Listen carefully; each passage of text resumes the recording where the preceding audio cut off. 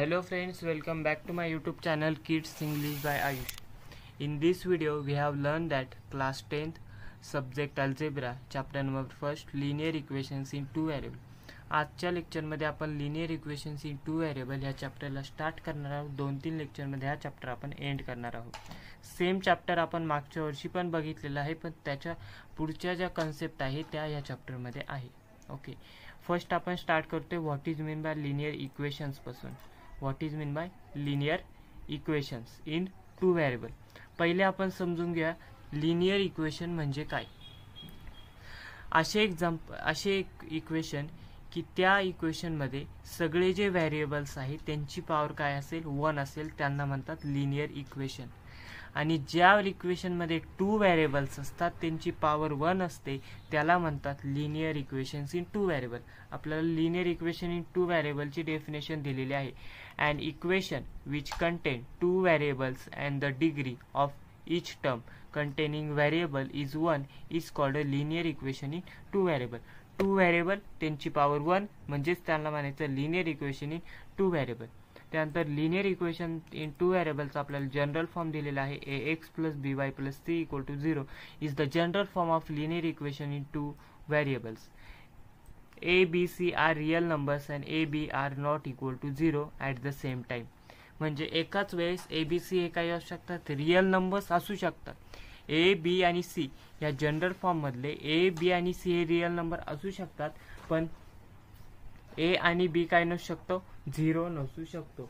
ए आणि बी काय नसू शकतो, 0 नसू शकतो. ओके, आता या ठिकाणी आपल्याला एक एक्झाम्पल पाहतोय लिनियर इक्वेशन इन टू व्हेरिएबलचं. 4m + 3n = 12. आता या इक्वेशन मध्ये आपण बघू शकतो की हा m 4m आणि n हे काय केलेले 2 व्हेरिएबल यूज केलेले, म्हणून आपण त्याला म्हणलं linear equation in two variable. Okay, आता आपल्याला खालचे जे एक्झाम्पल आहे ते सांगायचे आहे की linear equation in two variable आहेस की नाही हे आपल्याला सांगायचं आहे. तर आपण ते सॉल्व्ह करूयात. हा चार्ट जो तुमच्या बुकच्या पेज नंबर 1 मध्ये पहिल्या चॅप्टरमध्ये दिलेला आहे. बघा, पहिलं तर आहे लिनियर इक्वेशन आहे हे आपल्याला कळालंय. सेकंड बघा 3x² - 7y = 13. 3x² - 7y = 13 हे लिनियर इक्वेशन नाही, कारण की इथं x चा पॉवर काय 2 आहे. x चा पॉवर 2 आहे म्हणल्यानंतर हे काय झालं क्वाड्रॅटिक इक्वेशन. हे काय झालं क्वाड्रॅटिक इक्वेशन, हे लिनियर इक्वेशन नाही. त्यानंतर थर्ड बघा √2x - √5y = 16. आता या ठिकाणी x आणि y हे 2 व्हेरिएबल यूज केलेले आहे, यांचा पॉवर पण काय 1 आहे, म्हणून हे लिनियर इक्वेशन आहे यस. त्यानंतर फोर्थ बघा 0x + 6y - 3 = 0. आता हे लिनियर इक्वेशन आहे की नाही, कारण की आपल्याला कंडिशन काय दिलेली आहे. जनरल फॉर्म हा आहे लिनियर इक्वेशनचा ax + by + c = 0. त्यामध्ये a आणि b हे 0 नसतात. या इक्वेशनमध्ये a हा 0 आहे, म्हणून हे लिनियर इक्वेशन नाही. त्यानंतर नेक्स्ट मध्ये पण हा b सुद्धा काही इथं 0 आहे, म्हणून हे पण लिनियर इक्वेशन होणार नाही. Fifth complete. Sixth 4x + 5y = 4. आता हे इक्वेशन आपण काय करूयात सिम्प्लिफाय करूयात. बघा 4x + 5y = 4 हे इक्वेशन आपल्याला लिनियर आहे. 5y = 4 हे इक्वेशन आपल्याला लिनियर आहे की नाही ते काय करायचं शो करायचंय. मग आता आपण काय करणार क्रॉस मल्टिप्लिकेशन करणार. ॲडिशन म्हणल्यानंतर आपण काय करणार क्रॉस मल्टिप्लिकेशन करणार. आता हे बघा 4x म्हणजे क्रॉस मल्टिप्लिकेशन केल्यानंतर 4y + 5x = x × y = 4. So 4x + 5y =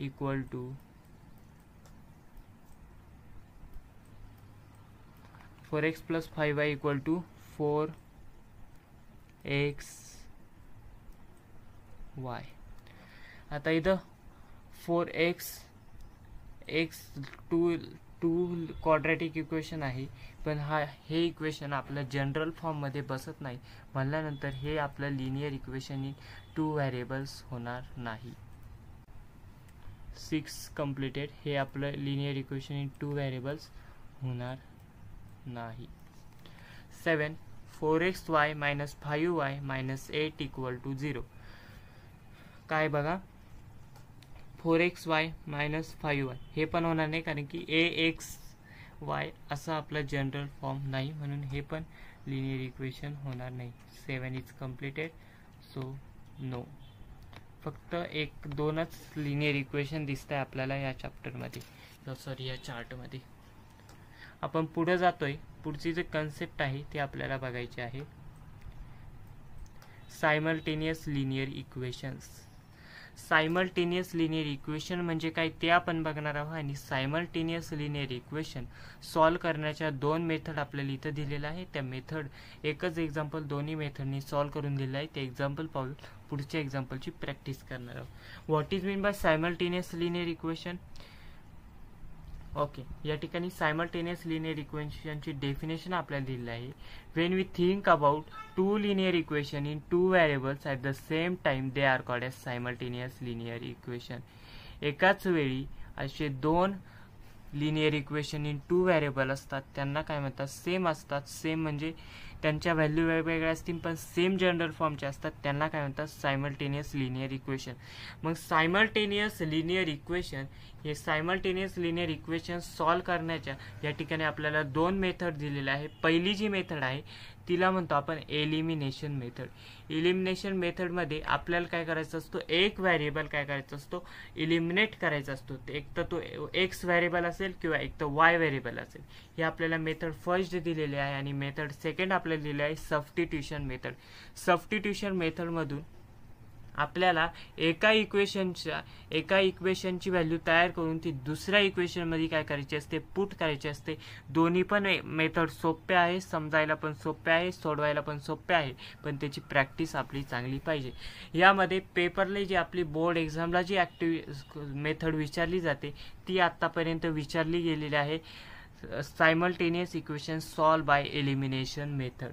substitution मेथडने आतापर्यंत आपल्याला एकही क्वेश्चन विचारले गेले नाही, परंतु आपल्या सिलेबसमध्ये ती मेथड असल्याने आपल्याला ती शिकायची आहे. पुढे जातोय आपण. Okay, first एक्झाम्पलकडे. क्वेश्चन काय? 5x minus 3y equal to 8 हे इक्वेशन फर्स्ट आहे. 3x plus y equal to 2 हे इक्वेशन काय आहे? सेकंड आहे.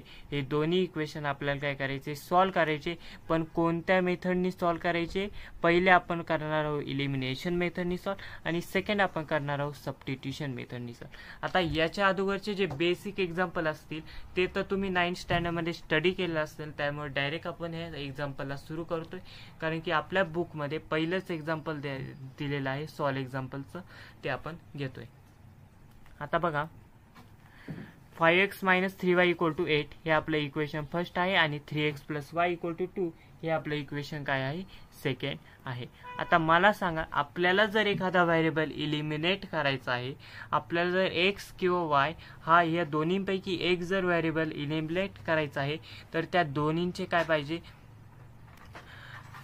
त्या दोन्हींचे कॉन्स्टंट काय पाहिजे? सेम पाहिजे. इथं 3 आहे आणि इथं 1 आहे, असं होऊन चालेल का? नाही. म्हणून आपल्याला सेकंड इक्वेशनला कशाने मल्टिप्लाय करायला लागेल? 3 ने सेकंड इक्वेशनला मल्टिप्लाय करायला लागेल. त्या दोन्ही इक्वेशनचे जे ओके सेकंड इक्वेशनला जर आपण 3 ने मल्टिप्लाय केलं तर दोन्ही इक्वेशनचे काय होणार आहे? कोएफिशिएंट जे आहे वायचे कोएफिशिएंट काय होणार आहे? सेम होणार आहे. फर्स्ट इक्वेशनमध्ये वायचा कोएफिशिएंट 3 आहे, सेकंड इक्वेशनमध्ये पण तो काय होणार आहे? 3 होणार आहे. मग आपण काय केलं? Multiply both sides of equation second by 3. Equation सेकंडला जर आपण 3 ने मल्टिप्लाय केलं दोन्ही साइडनी, तर इक्वेशन काय होत आहे ते बघा. काय इक्वेशन आहे? 3x. इक्वेशन काय आहे? 3x plus y equal to 2. या इक्वेशनला आपल्याला 3 ने मल्टिप्लाय करायचं, म्हणजे लेफ्ट हँड साइडला सुद्धा कशाने 3 ने मल्टिप्लाय करायचं, राईट हँड साइडला सुद्धा कशाने 3 ने मल्टिप्लाय करायचं. 3नी दोन्ही साईडला मल्टिप्लाय केल्यानंतर आन्सर काय येणार आहे 9x + 3y = 6. आता 9x + 3y = 6 या इक्वेशनला आपण म्हणलंय इक्वेशन नंबर 3. या इक्वेशनला काय म्हणलं आपण इक्वेशन नंबर 3. मग आता दोन्ही इक्वेशन 3 आणि इक्वेशन फर्स्ट या दोन्ही इक्वेशन मध्ये काय झाले आता त्यांचे जे y चे जे कोएफिशिएंट आहे ते काय झाले सेम झाले. y चे जे कोएफिशिएंट आहे सेम झाले आणि ते अपोजिट झाले. अपोजिट साइननी ते इंडिकेट होत आहे. म्हणजे आपल्याला +3y खाली काय -3y म्हणजे यांची जर आपण ऍडिशन केली ऍडिशन केल्यानंतर दोन्हीच्या दोन्ही काय होणार कॅन्सल होणार. मग 9 + 5 = काय राहणार 14. दोन्हींचे कोएफिशिएंट काय झाले सेम झाले साइन अपोजिट झाली. मग आपण यांची करणार ऍडिशन. या दोन्ही इक्वेशनची ऍडिशन केल्यानंतर काय आन्सर येणार बघा 9 + काय होणार आहे 14. मग इथे येणार 14x हे +3y आणि -3y दोन्हीच्या दोन्ही कॅन्सल. 8 + 6 = 14. 8 + 6 = 14. मग 14x = 14 म्हणल्यानंतर x ची व्हॅल्यू आपल्याला ती 1. मग substitution x = 1 in equation second. x ची व्हॅल्यू 1 ही जर आपण सेकंड इक्वेशन मध्ये जर पुट केली तर आपला येणारा आन्सर काय येते -1. येणारा आन्सर काय येते -1. याच एक्झाम्पलने आपण अजून एक एक्झाम्पल याच मेथडने अजून एक एक्झाम्पल आपण सायमल्टेनियस इक्वेशनचं सॉल्व्ह करणार आहोत. प्रॅक्टिस सेट 1.1 आहे. त्या प्रॅक्टिस सेट मधलंच फर्स्ट एक्झाम्पल आपण या ठिकाणी प्रॅक्टिसला घेत आहोत. Complete the following activity to solve the simultaneous equations. आपल्याला ऍक्टिव्हिटी कंप्लीट करायची एक सायमल्टेनियस इक्वेशन काय करून सॉल्व्ह करून. Okay complete the following activity to solve the simultaneous equation. आता दोन सायमल्टेनियस इक्वेशन आपल्याला दिले आहे 5x + 3y = 9 आणि 2x + 3y = 12. हे दोन सायमल्टेनियस इक्वेशन आपल्याला काय करायचे सॉल्व्ह करायचे आहे. मग आपण आता ते सॉल्व्ह करूयात. बघा 5x + 3y = 9 हे फर्स्ट इक्वेशन आणि 2x + 3y = 12 हे सेकंड इक्वेशन. या दोन्ही इक्वेशन मध्ये आपल्याला काय दिसतंय जे y चे जे कोएफिशिएंट आहे ते काय आहे सेम आहे. पहिल्या इक्वेशन मध्ये पण 3y आहे आणि सेकंड इक्वेशन मध्ये पण काय 3y. आता जर y चे जर दोन्ही इक्वेशन मध्ये जर कोएफिशिएंट सेम असतील आणि दोन्ही इक्वेशन मध्ये साइन काय प्लस आहे मग आपण यांची काय करू शकतो सबट्रॅक्शन करू शकतो. आता दोन इक्वेशनची सबट्रॅक्शन करायच्या वेळेस आपल्याला काय करायला लागतात साइन चेंज करायला लागतात. म्हणजे काय होणार आहे इथं -2x होणार इथं -3y होणार आणि इथं -12 होणार.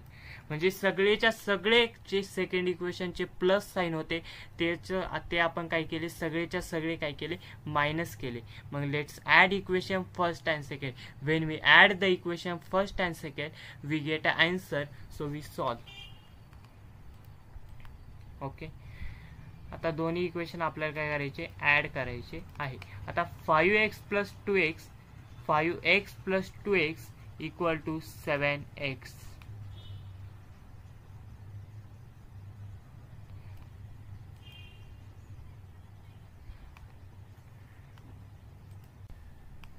या एक्झाम्पल मध्ये थोडीशी प्रिंटिंग मिस्टेक असल्याने आपण दुसरा एक्झाम्पल घेत आहोत.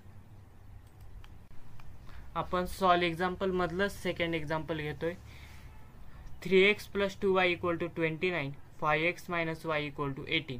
काय 3x + 2y = 29 5x - y = 18 हे दोन सायमल्टेनियस इक्वेशन आपल्याला दिलेले आहे. हे दोन सायमल्टेनियस इक्वेशन आपल्याला एलिमिनेशन या मेथडनी सॉल्व्ह करायचे आहे. बघा आता या इक्वेशन मध्ये काय दिसतंय 3x + 2y = 29 या इक्वेशन मध्ये या इक्वेशन आणि 5x - y = 18 या इक्वेशनचं निरीक्षण केल्यानंतर आपल्याला असं लक्षात येतं की आपण जर सेकंड इक्वेशनला जर आपण 2 मल्टिप्लाय केलं तर फर्स्ट इक्वेशनचा आणि सेकंड इक्वेशनचा जो वायपचा जो कोएफिशियंट आहे काय तो काय होणार आहे, सेम होणार आहे. जर या ठिकाणी वायचा जर कोएफिशियंट जर सेम झाला दोन्ही इक्वेशन मध्ये तर आपण त्यांची काय करू शकतो, ऍडिशन करू शकतो. मग let solve the equation by eliminating Y. Y काय करायचं आपल्याला, एलिमिनेट करायचं आहे. फिल्स इन द बॉक्सेस, आपण बॉक्सेस फिल करून सॉल्व करूयात. Multiplying equation second by 2. Second इक्वेशनला आपल्याला 2 ने मल्टिप्लाय करायचं आहे म्हणल्यानंतर इथे येणार 5x into 2 minus y into 2 equal to 18 into 2. So 10x minus 2y equal to 36. 10x minus 2y equal to 36. Okay, let's add equation first आणि सेकंड. फर्स्ट आणि थर्ड इक्वेशन आपण ऍड करू.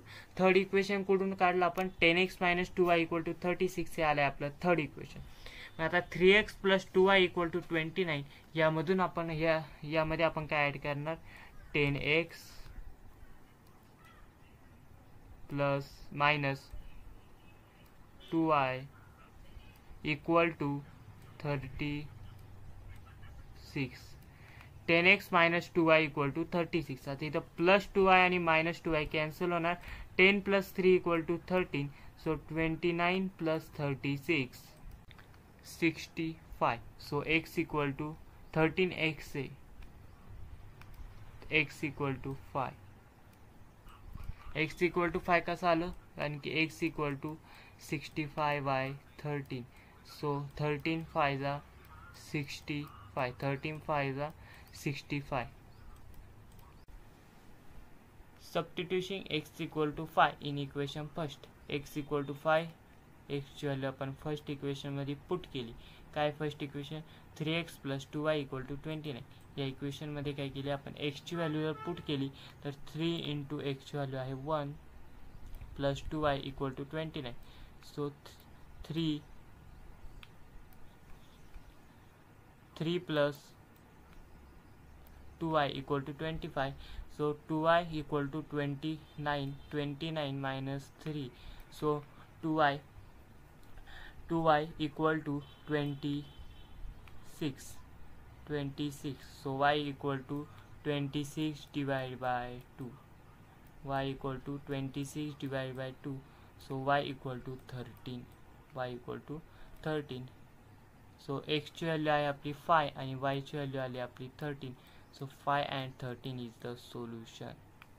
सोल्युशन कसं लिहितो आपण, ब्रॅकेट मध्ये x, y अशा प्रकारे काय लिहित असतो आपण, सोल्युशन लिहित असतो. ह्या इक्वेशनचं सोल्युशन काय आलं, 5, 13 हे काय आलं या इक्वेशनचं सोल्युशन.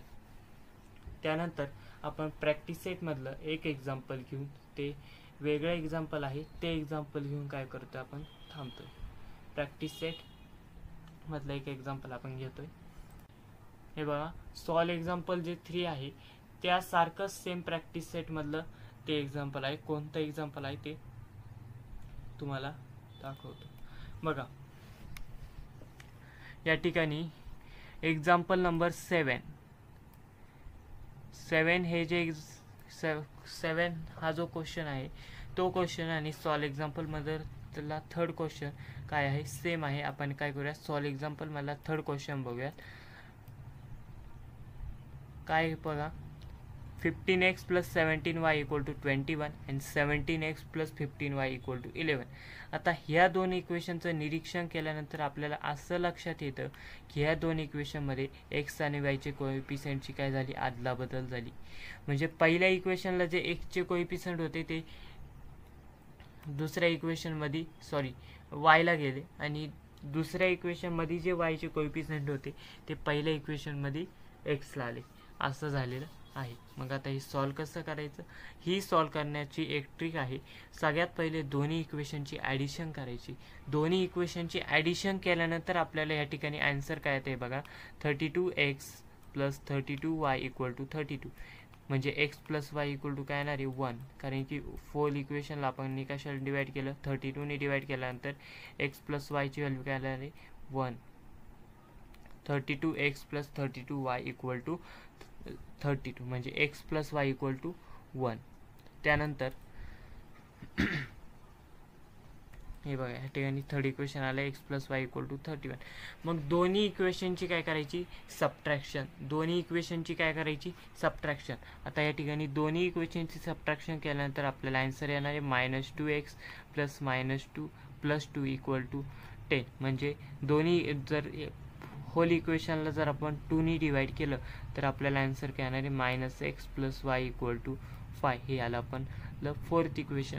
आणि थर्ड इक्वेशन आणि फोर्थ इक्वेशन काय करायचे सॉल्व करायचे. ते दोन इक्वेशन सॉल्व करणं एकदम इझी असतं कारण की त्यामध्ये काय असतं इझिली प्लस मायनस साईन असतं. मग ते दोन इक्वेशन सॉल्व केले की आपलं काय येणार आहे फायनल आन्सर.